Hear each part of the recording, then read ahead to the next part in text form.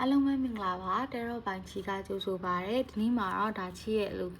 လို angel message ကတ်လေးနဲ့ပေါ့နော်ချီကလုပ်ပေးမှာဖြစ်တယ်ဒီဗီဒီယိုမှာပေါ့နော်အဲ့လိုမျိုးကိုကအဆောင်နေအဲ့လိုမျိုးအခုတလုံးမှရရှိတာမျိုးသိရမလားအိမ်မက်တွေမှတ်တာမျိုးနမိတ်တစ်ခုခုရနေတာမျိုးအဲ့လိုမျိုးဖြစ်နေတဲ့သူလေးတွေအတွက်ဒါရည်စူးပြီးတော့ရောက်လာတဲ့ဗီဒီယိုလေးဖြစ်တယ်အဲ့တော့ကိုဒီအိမ်မက်ဆန်းဆန်းလေးတွေမှတ်နေတယ်အဆောင်လေးတွေရရှိတယ်လက်ဆောင်ရရှိထားတာမျိုးအဲ့လိုမျိုးလေးတွေရှိတယ်ဆိုလို့ရှိရင်ဒါဘာနမိတ်လဲဆိုတာကိုချင်းနဲ့တူတူဖတ်မယ်ပေါ့နော်ကိုအတွက် private reading လို့ကျွန်လို့ရှိရင်ချီကိုလာပြီးတော့မေးလာနိုင်တယ်အဲ့တော့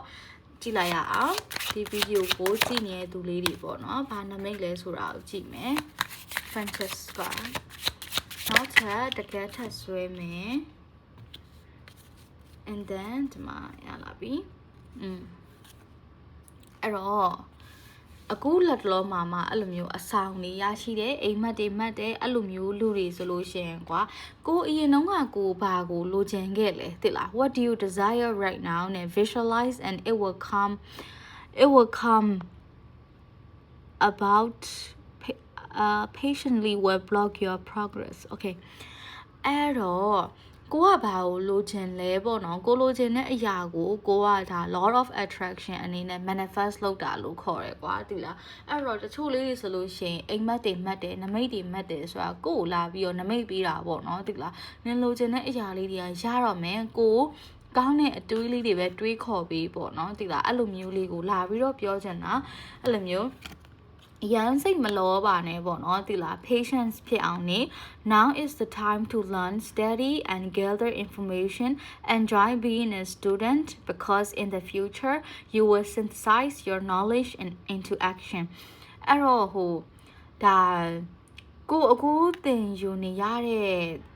အရာလေးတွေကိုပေါ့နော်ကိုကအဖိုးတန်စွာနဲ့သင်ယူပါနောက်တစ်ချိန်မှာကိုအတွက်အကျိုးတက်ရောက်လိမ့်မယ်ကိုဒီကျောင်းသားဆိုလို့ရှိရင်လည်းပညာသင်ယူနေရဆိုလို့ရှိရင်လည်းတချို့ရေဆိုလို့ရှိရင်ကျောင်းသူလေးတွေကရှိရကွာကျောင်းမြန်ပြီးချင်တာမျိုးသိရမလားဒါပေမဲ့ကျောင်းပြီးတဲ့ဘဝပြောဖို့မကောင်းနေဘူးပေါ့နော်ခြေဆိုလို့ရှိရင်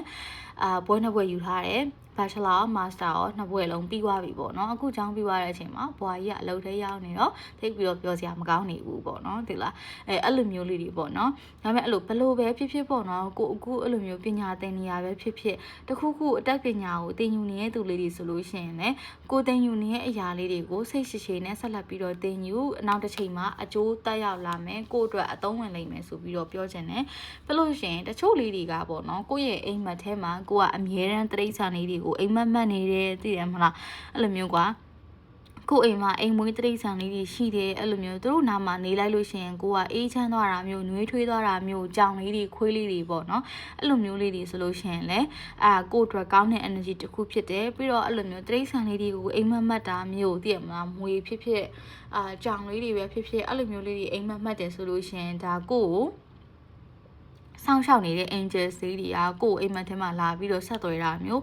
ကိုအားပေးနေတာမျိုးအဲ့လိုမျိုးလေးတွေပေါ့နော်အဲ့တော့ကိုအိမ်မက်တွေမှတ်တယ်အဆောင်နေရတယ်အဲ့လိုနှမိတ်ဆိုလို့ရှိရင်ကဒါတို့ကကိုကိုကာကွယ်ပေးနေတယ်စောင့်ရှောက်ပေးနေတယ်ကိုကောင်းတဲ့အရာလေးတွေပဲများများတွေးပြီးကောင်းတဲ့အရာလေးတွေပဲစဉ်းစားအဲ့အရာလေးတွေကဖြစ်လာလိမ့်မယ်ဒါပေမဲ့ကိုအချိန်တစ်ခုတော့စောင့်စားရမယ်အဲ့လိုမျိုးလေးကိုတို့ကလာရောက်ပြီးတော့ပြောချင်တယ်ပေါ့နော်အဲ့တော့ဒီနေ့ချီရဲ့ message လေးကတော့ဒီလောက်ပါပဲအားလုံးပဲကံကောင်းကြပါစေကိုအတွက် private reading လို့ချင်လို့ရှိရင်ချီကိုလာရောက်ပြီးတော့ဆက်သွယ်လာနိုင်တယ်ပေါ့နော်အဲ့တော့အားလုံးပဲတက်တာ